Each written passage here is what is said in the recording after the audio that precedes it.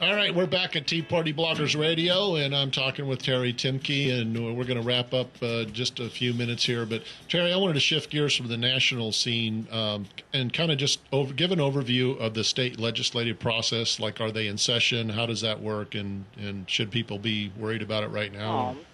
Because I'm tired. No, they actually will not be back in session until next March. Okay. But you can go on their website, probably starting in February. I've never done this before. The things you find out, they pre-file their bills on the website like a month ahead of time, so you can get kind of a heads up on what's coming and get prepared. And I have to say, on a positive note, I really found the state legislators are much more accessible than the ones, our representatives in Washington. I email mine regularly, and I get a personal email back from their BlackBerry. So I think they're responsive, they're listening. We had some good successes this last year.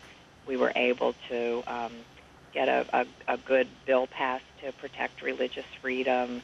We stopped a bill for mandatory sex education, which sort of played into what Angela talked about in the education system. That would require that that be taught in the schools.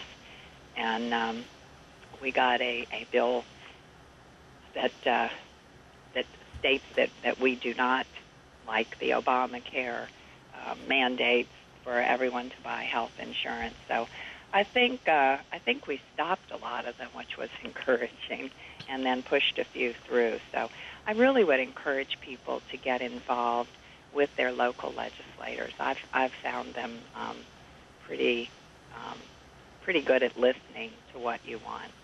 Yeah, I think most of them are, especially if they want to get reelected. Exactly, they're much closer to home. Absolutely. Right. They usually live in your neighborhood. So.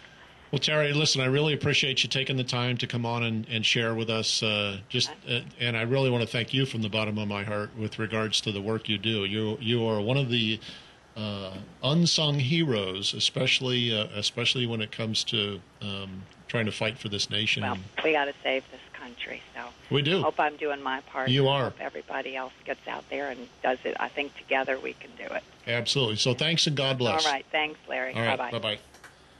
All right, folks, we're going to move on now that we've got a couple of these bills we wanted to talk about. I'm going to post this back up on my website, teapartybloggers.com, under my media/radio show, and we're going to split this up. Take some of these segments, because we're not going to do the whole show. We're going to split it up segment by segment. If you heard anything you want to tell other people about, then just basically go link to that segment and then forward that link on to folks that you might be interested in doing. So we got to get our family and friends kind of hyped up about what we're doing here to make a change in this country. Just wanted to go over a few news items. We've got jobs report shows private sector still wary of hiring. Well, no kidding. Private employers added 71,000 jobs last month, less than half the 143,000 lost as the census wound down. Gee whiz. We touted all those 500 and something thousand census jobs, and they didn't last very long, did they? Let's see here.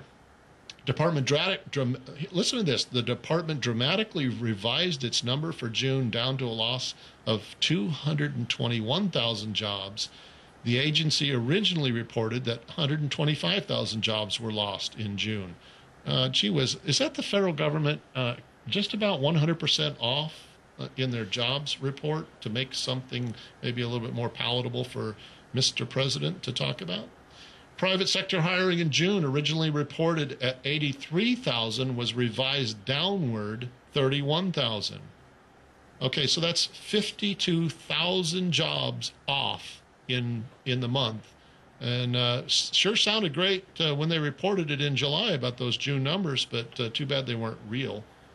So just keep in mind, folks, when you hear all this good news that they're trying to get out there for you, that maybe the economy isn't quite as good as what it is cracked up to be. That's not a good thing. And we'll get into that over the next couple of weeks with regards to our financial meltdown, possibly happening, deflation versus inflation, and some of the things that are definitely going to affect you economically. If you'll remember, James Carville, who lives in this great city, basically said it's the economy, stupid, when Bill Clinton was running for the presidency.